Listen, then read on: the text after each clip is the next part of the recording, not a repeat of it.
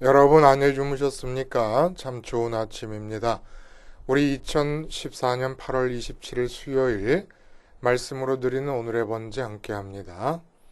요한계시록 1장 1절부터 3절까지 말씀으로 같이 하겠습니다. 같이 읽습니다. 시작. 예수 그리스도의 계시라. 이는 하나님이 그에게 주사 반드시 속히 일어날 일들을 그 종들에게 보이시려고 그의 천사를 그 종 요한에게 보내어 알게 하신 것이라. 요한은 하나님의 말씀과 예수 그리스도의 증거 곧 자기가 본 것을 다 증언하였느니라. 이 예언의 말씀을 읽는 자와 듣는 자와 그 가운데에 기록한 것을 지키는 자는 복이 있나니 때가 가까움이라. 네, 오늘 우리가 함께 읽은 말씀 중심으로 전제 없이 편안하게 들어가자 라는 제목의 하나님 말씀 증거합니다. 전제 없이 편안하게 들어가자. 오늘 우리가 요한계시록의 서두를 함께 읽었습니다. 1절부터 3절까지. 이제 요한계시록을 우리가 끝까지 함께 나누면서 진행이 될 텐데, 여러분도 다 아시다시피 이 요한계시록이 아마 성경 중에서 제일 말도 많고 탈도 많은 책이 아닌가 하는 생각이 듭니다.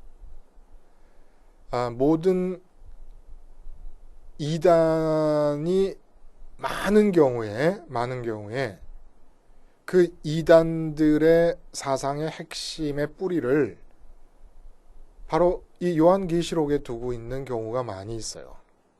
요한계시록의 해석에서 이단들이 자기들의 정체성을 찾아갑니다.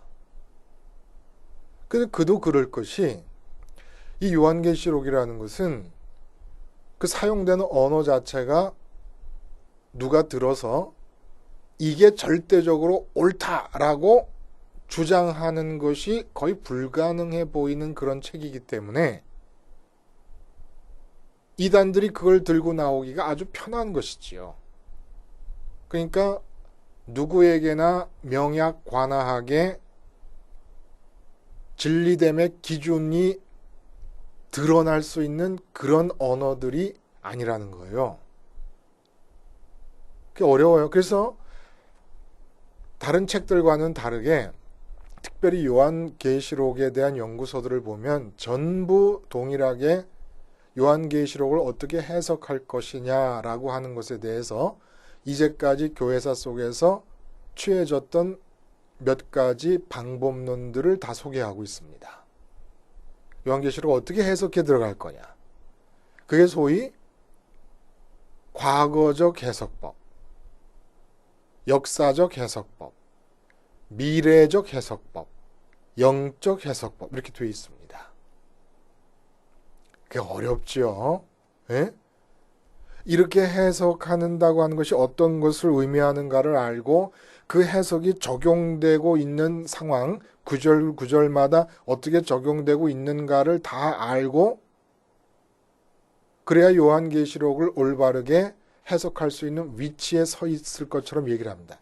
논문이라 그러면 내가 요한계시록이라고 하는 책에 대해서 논문을 써야 된다 그러면 이 모든 해석법의 내용을 다 알고 그 적용 단계를 다 살펴가면서 옳고 그름을 따져서 올바른 요한계시록의 해석법을 논문으로 써낼 수 있을 것입니다.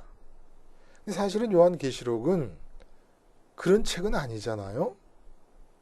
그저 시골에서 농사 지으시는 할머니도 이 요한계시록에 담겨있는 내용을 내 것으로 삼으실 수 있어야 되는 거 아니겠습니까? 그러면 모든 예수 믿는 사람들이 이 요한계시록의 내용을 내 것으로 삼을 수 있기 위해서는 어떻게 해야 되겠는가? 그러니까 미래적 해석법, 과거적 해석법, 무슨 역사적 해석법, 영적 해석법 이런 거에 구애받지 말고, 이런 전제 없이 우리가 이제까지 창세기부터 바로 앞에 유다서까지 성경을 볼 때 가졌던 그 마음, 그리고 그 해석의 전제, 에서 출발하자는 거예요. 똑같이. 그러니까 전제 없이 편안하게 들어가자라고 하는 얘기에서 이 전제라는 것은 성경 어떤 책이든지 볼 때의 대전제가 있습니다. 그거는 모든 성경 말씀이 예수 그리스도를 가리키고 있다는 것이고, 그러므로 예수 그리스도의 사역의 정점인 십자가를 염두에 두고 해석하자는 얘기예요. 이 전제를 버리면 성경을 해석하는 게 아니니까 오늘 제목에서 전제 없이라고 말했던 이 전제는 요한계시록에 대한 전제입니다. 그러니까 어떤 방법론을 취할 것이냐, 미래적 방법론을 취할 것이냐, 역사적 방법론을 취할 것이냐. 어거스틴이라는 분은 영적 해석법을 취했고 루터와 칼빈은 역사적 해석법을 취했는데 그게 영 타당하지가 않습니다. 지금 이렇게 보니까. 역사적 해석법이라는 것은 요한계시록에 나오는 모든 사건과 모든 용어들을 요한 이후 예수님 재림 때까지의 이 지구에서 펼쳐질 역사의 사건들과 상응시켜 나가는 겁니다. 예를 들어 유럽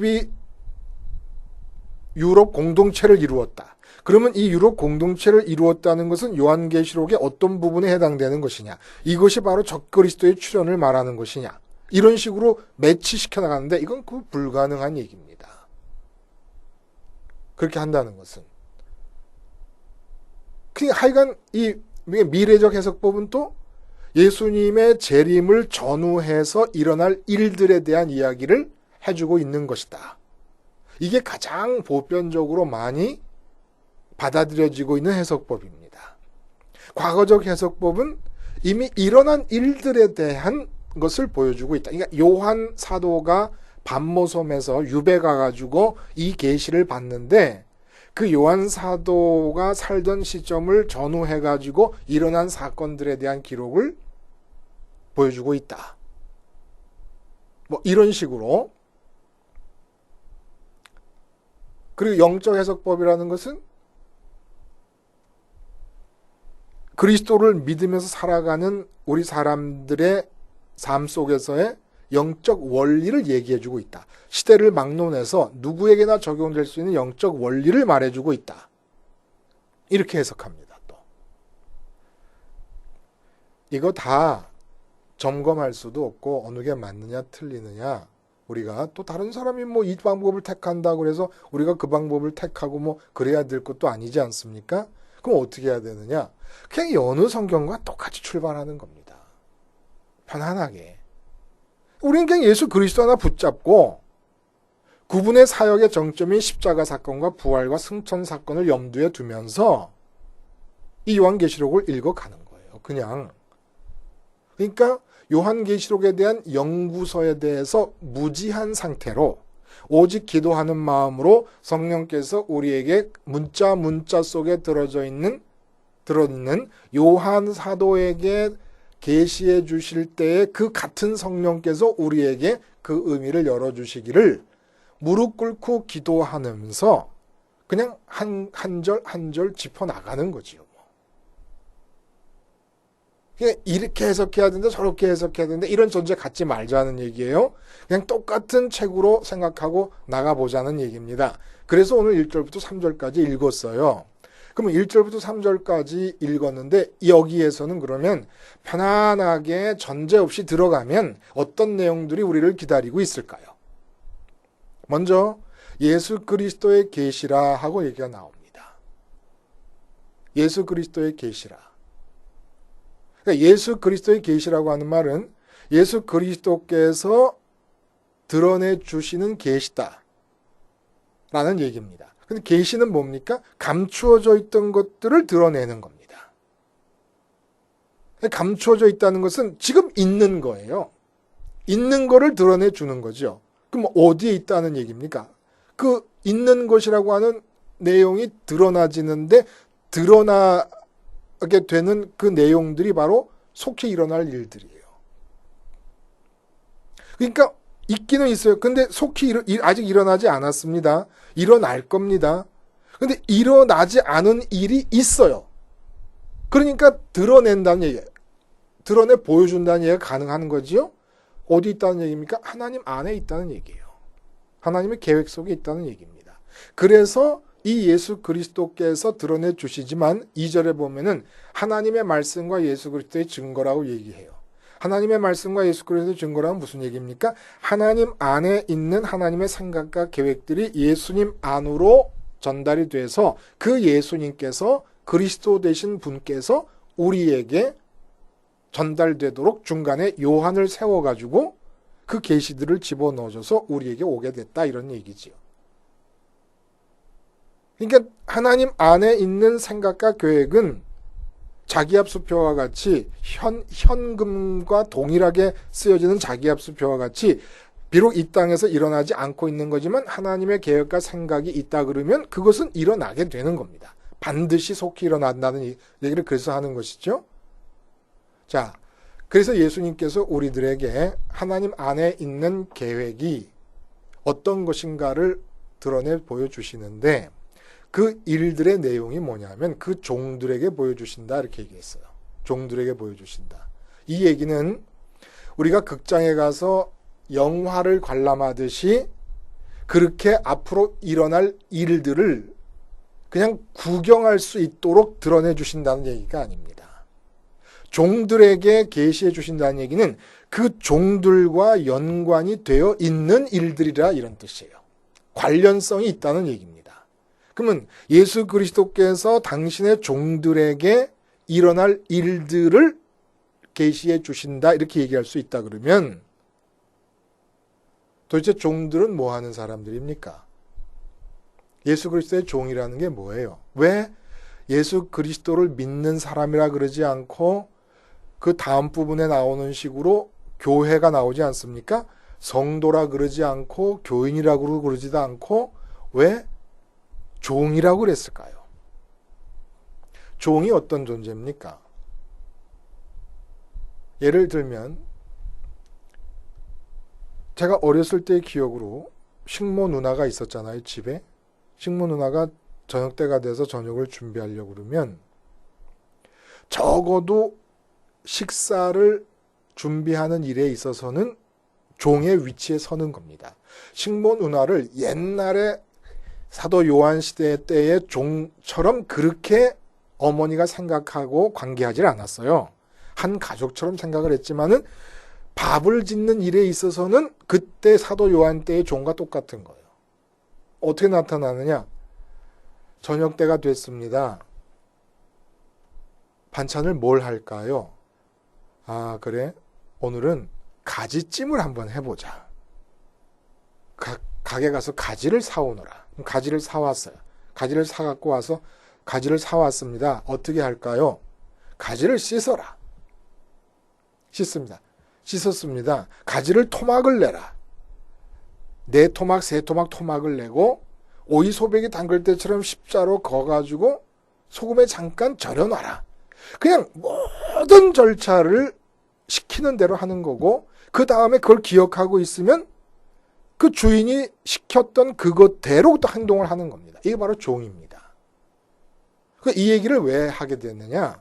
때는 바야흐로 도미티아누스 황제가 지배하고 있을 때입니다. 그리고 지금 도미티아누스 황제가 로마 전역에 조직적인 박해를 가한 첫 번째 황제예요. 그 전까지 네로부터 박해가 있었지만은 이 박해들은 황제 개인의 성향에 따라서 이해관계에 따라서 박해가 비조직적으로 그리고 로마 제국 전체로 보면 국부적으로 진행이 됐다 그러면 도미티아누스 황제 때는 로마 제국 전체에 걸쳐서 조직적으로 국가 정책으로 박해가 진행이 됩니다. 근데 그 박해의 내용이 뭐냐면 박해 이유가 뭐냐면 도미티아누스 황제가 자기 자신을 이 넓은 유럽과 아시아와 아프리카에 걸쳐 이루어진 로마 제국의 황제권을 더욱더 공고히 하기 위해서 황제 숭배를 강요하기 시작을 했습니다. 그러니까 황제 숭배라는 것은 황제가 신이고 모든 로마 제국 내에 있는 사람들에게 황제가 주인이라는 얘기예요. 그래서 황제의 명령이면 그 법이고 생명이고 그것이 알파요 오메가인 그런 시대가 되었습니다. 그런 시대를 배경으로 그리스도인들이라는 누구냐? 절대로 황제를 숭배하지 않고 황제를 주인으로 섬기지 않고 황제의 종이 되는 사람들이 아니라 예수 그리스도의 종이 되는 사람들이라는 것을 천명하는 것입니다. 그리고 계시는 지금 이렇게 황제 숭배를 강요하면서 그러지 않을 경우에 핍박과 박해와 생명을 앗아가는 위협이 고조되고 있는 상황 속에서 내가 이 땅에서 이런 분위기에서 그리스도의 종으로 살아가는 사람일 때에 어떤 일들이 나타날 것인가 라는 것을 보여준다는 얘기입니다. 그리고 바로 그렇게 그 일들이 반드시 속히 일어날 일들이라는 거예요. 그래서 요한계시록을 연구하는 분들이 이 반드시 속히 일어날 일들이라는 이 말 때문에 굉장히 고민을 많이 해요. 왜냐하면 우리는 지금 전제 없이 출발하고 있습니다. 근데 전제라고 하는 것이 우리가 곧 이제 3절에서 만나게 되지만은 예수님의 재림을 전후해서 일어날 사건들에 대한 기록이다. 이렇게 얘기를 하고 나니까 반드시 속히 일어날 일들이라는 얘기는 지금 맞지가 않는 것이에요. 왜 맞지가 않느냐? 사도 요한이 반모섬에서 96년에 풀려나가지고 에베소 교회에 와가지고 마지막 생애를 목회를 하고 돌아가신 게 100세입니다. 100세라 그래요. 근데 그분이 돌아가신 뒤에 아직 2000년이 흘러가는데도 반드시 속히 이루어질 거라고 사람들이 생각하고 있었던 그 재림이 일어나지 않고 있는 겁니다. 그러니까 이게 반드시 속히 일어날 일들이라고 말한 이 내용을 재림과 연관을 시켜 쓰는데 굉장히 어려움을 겪는 거예요. 이게 속히라는 말이 도대체 언제, 재림이 반드시 일어날 것은 알겠는데 속히 일어난다는 일이 재림을 중심으로 전후에서 일어날 일들에 대한 얘기만 썼다고 전제를 하게 될 경우는 이 이해가 안 되니까 속히라고 하는 말에 대한 해석 때문에 어려움을 많이 겪고 있는데 우선 우린 지금 1절에 매여 있는 거니까 재림을 생각하지 말고 생각하면 속히 일어날 일들은 어떤 얘기입니까? 그렇게 황제 숭배가 강요되고 박해가 주어지고 있는 상황 속에서 삶 속에서 가정과 직장과 이 인간 세상 사회 속에서 그리스도만을 따르고 그리스도의 종으로서 살아갈 때에 그 사람들에게 일어날 일들은 지금 요한계시록을 우리가 읽고 있는 요한을 통해서 주신 그리스도의 계시를 읽고 있는 이 시점을 기준으로 볼 때 속히 일어난 겁니다. 그러니까 요한 사도에게서 일어났고 요한 사도의 편지를 읽고 있는 사람들이 일어났고 지금으로부터 1000년 전, 그러니까 중세기 때 사람들에게도 일어난 거예요. 반드시 속히 일어날 일들이라 그랬으니까 요한계시록을 읽고 있는 시점을 기준으로 볼 때 일어난 겁니다. 일어난 일들에 대해서 기록을 하고 있는 겁니다. 그러면 지금 요한계시록 마지막 부분에 가면 19장 이후부터 예수님께서 재림하셔서 신천신지, 심판이 있고 신천신지가 이루어지게 되는 그 상황 과 어떻게 연관이 져지느냐? 어떻게 연관이 져질 것 같습니까, 여러분? 그건 언제 올지도 아직도 아무도 모르고 있는데 그 일과 연관져서 반드시 속히 일어날 일들이라고 말하기는 곤란한데 그럼 어떻게 재림과 연관져? 왜냐하면 3절에 곧바로 이 말씀을 읽는 자와 듣는 자와 그 가운데 기록한 것을 지키는 자가 복이 있으니 때가 가까움이라. 이 때가 바로 예수님 재림 때를 말하는 거거든요. 여기서 우리가 시간과 연관된 우리의 생각의 한계를 인정을 해야 됩니다.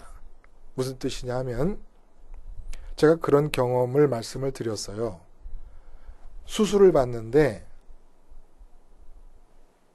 마취 주사를 놓는 것까지 알겠어요. 근데 이 사람들이 도대체 수술할 생각을 안 하는 거예요.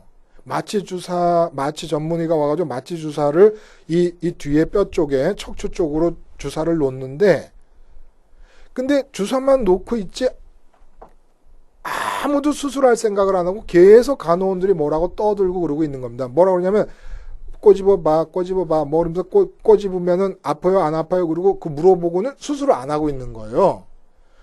그래서 내가 이렇게 안 하고 왜 안 하고 있을까 해가지고 정신을 점점 이렇게 안 하고 있을까 하면서 정신을 차린 게 아니라 그냥 말할 수 있을 때 왜 수술을 안 하죠? 그랬더니 수술이 끝난 지가 8시간이 지났다는 겁니다. 그러니까 수술을 내가 마취가 완전히 내 몸을 장악한 상태에서부터 지금 그 의식이 일어날 때까지 이 8시간이 나에겐 없어져 버린 겁니다. 시간이 멈춘 거예요. 시간 바깥에 있었던 거예요. 시간은 8시간이 흘러가는데 내 인격은 그 시간 바깥에 있었던 겁니다. 그러니까 요 사건대로 재림을 이해해야 된다는 얘기가 아니라 시간이라는 건 이렇게 상대적일 수 있다는 거예요. 사람의 상태, 그러니까 시간을 바라보고 있는 시간에 대한 관측자의 상태가 어떠냐에 따라서 속히 임할 것이 3,000년 전의 것이 될 수도 있고 4,000년 전 것이 될 수도 있다는 얘기를 하는 겁니다. 이 사도 요한이 잘못 말한 게 아니라는 거예요. 자꾸 신약에서 사도 바울도 그렇고 제자들과 초대교회 교인들이 마치 당신들이 살아있는 동안에 예수님의 재림이 이루어질 것처럼 생각한 이것이 자꾸 잘못됐다고 얘기를 하는데 잘못된 게 아니라 그렇게 예수님의 재림 사건을 느낄 수 있는 그들의 마음 상태를 봐야 된다는 겁니다. 이게 바로 아인슈타인에서 증명된 거 아닙니까? 빛의 속도로 가면 이제 관측자가 빛의 속도로 움직이는 기구 안에 들어가 있으면서 시간을 바라볼 때는 시간이 멈춰 있는 거나 마찬가지입니다. 나는 하루 동안 빛의 속도로 여행을 하고 돌아왔는데 지구에서는 20년, 30년이 흘러가 버린 겁니다. 다 늙어버린 거예요. 내 친구들이.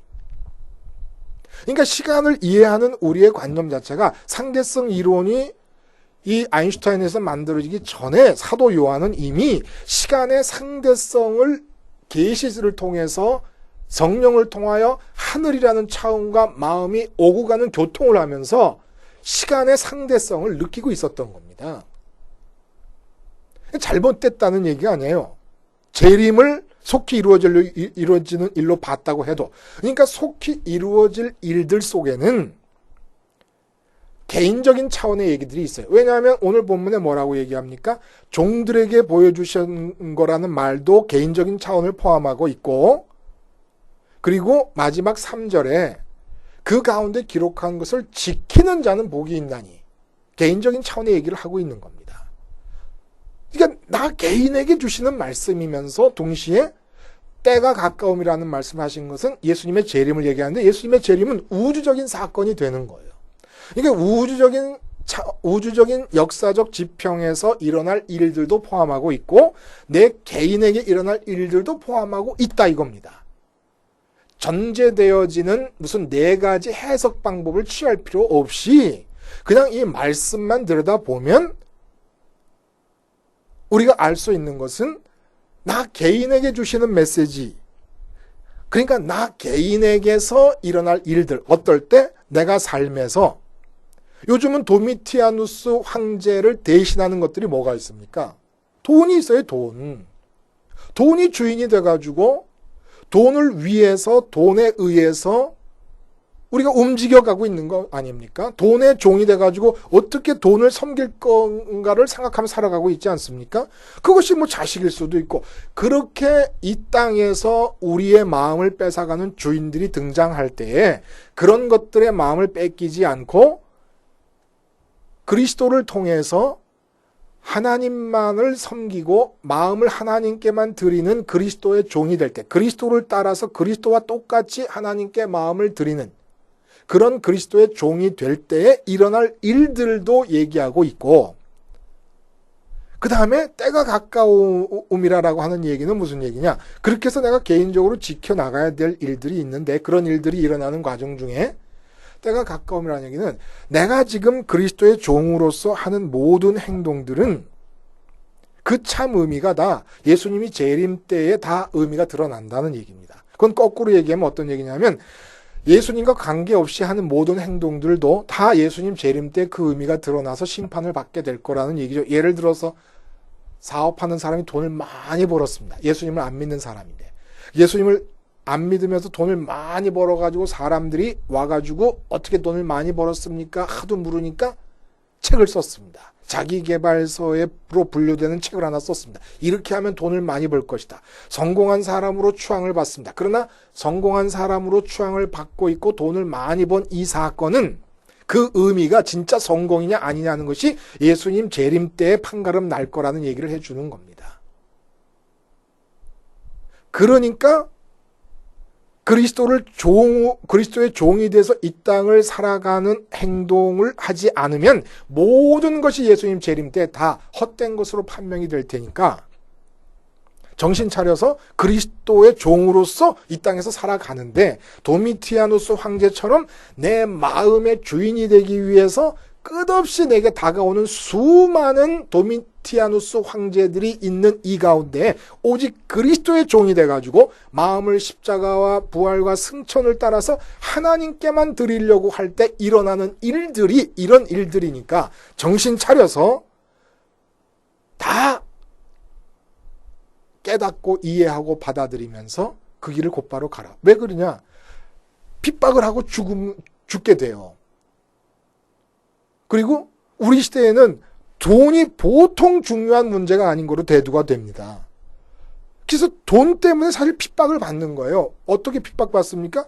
그리스도의 종으로 사는데 어려움을 겪게 되는 겁니다. 근데 이런 것들이 도미티아누스 황제 밑에서 순교하고 박해를 받고 돈이 황제인 이런 세상에서 사는 게 뻐겁고 어렵고 하는 이 모든 일들이 그냥 나 혼자 어려움을 겪는 게 아니라 하나님의 마음과 계획 속에 다 있는 거라는 얘기예요. 하나님이 다 알고 계시는 거라는 얘기입니다. 어느 것 하나 하나님께서 모르시는 일이 하나도 없다는 얘기입니다. 그러니까 순교하는 것도 사랑이신 하나님께서 알고 계시는 가운데 순교를 하는 거니까 그게 하나도 해가 될 것도 없고 손해가 될 것도 없고 잘못되는 것도 아니다라는 얘기를 우리 모든 시대에 그리스도의 종된 사람들에게 알려주고 있는 겁니다. 모든 게 하나님의 계획 속에 있다. 세상 사람들의 기준으로 볼 때는 실패요, 낭패요, 좌절이요, 루저요, 이렇게 판단될 수 있는 모든 것이 하나님의 계획 안에 다 있는 우리를 향한 하나님의 사랑의 안에서 허용되는 것들이고 결코 그것이 나에게 해가 되지 않을 것은 예수님의 재림이 임박하고 있기 때문에. 그리고 예수님의 재림이라는 건 여러분 꼭 기억하세요. 요한이 AD 100년에 죽고 예수님의 재림이 예를 들어 3500년, AD 3500년에 일어났다. 그러면은 3400년의 갭이 있지 않습니까? 지난번에 말씀드렸지만 그럼 요한이 잠에서 깨어나서 부활해서 예수님을 맞이하실 때 3400년 만에 일어나니까 세상 많이 변했네 이런다는 게 아니에요. 요한의 의식이 끊어지던 그 순간과 예수님이 오는 순간이 붙어버립니다. 3400년 동안의 지구 위에서 일어난 변화는 아무 의미가 없는 거예요. 3400년 뒤에 태어나서 살고 있는 사람들이 어떤 세상을 살지 모르잖아요. 그러나 그 변화된 세상의 의미는 아무것도 없어요. 단지 한 가지 중요한 것은 3400년 뒤에 태어난 그 사람도 그리스도의 종으로 살았느냐 아니냐라는 것으로 판가름될 뿐이고 부활하면 모두가 다 자기의 삶의 의식이 있는 상태와 이어서 예수 그리스도를 맞이하기 때문에 이 기간이라는 게 의미가 없고 모든 시대의 사람들은 재림이 3500년 뒤에 일어나도 지금 우리는 1500년 전이지만은 그렇다고 치더라도 재림이 그렇다고 가정할 때 1500년 전이지만은 재림은 임박해 있는 겁니다. 왜? 내가 죽을 때의 의식과 예수님이 재림할 때가 붙어버릴 거니까. 1500년이라는 시간은 없어져 버리고 말 거니까. 시간 바깥으로 나가 있을 것이니까. 그러니까 참 요한계시록이 신비한 책입니다. 앞으로 어떤 내용들이 우리에게 소개가 되고 드러날지 모르겠죠. 기대를 갖고 한번 같이 가보지요. 기도하는 마음으로 성령께서만 올바른 해석을 주실 수 있으니까 기도하겠습니다. 하나님 아버지, 요한계시록을 주셔서 감사합니다. 이 속에 들어있는 모든 은혜의 약속을 하나도 땅에 버리지 않고 다 받아 누릴 수 있게 해 주시옵소서. 예수님의 이름으로 기도하옵나이다. 아멘.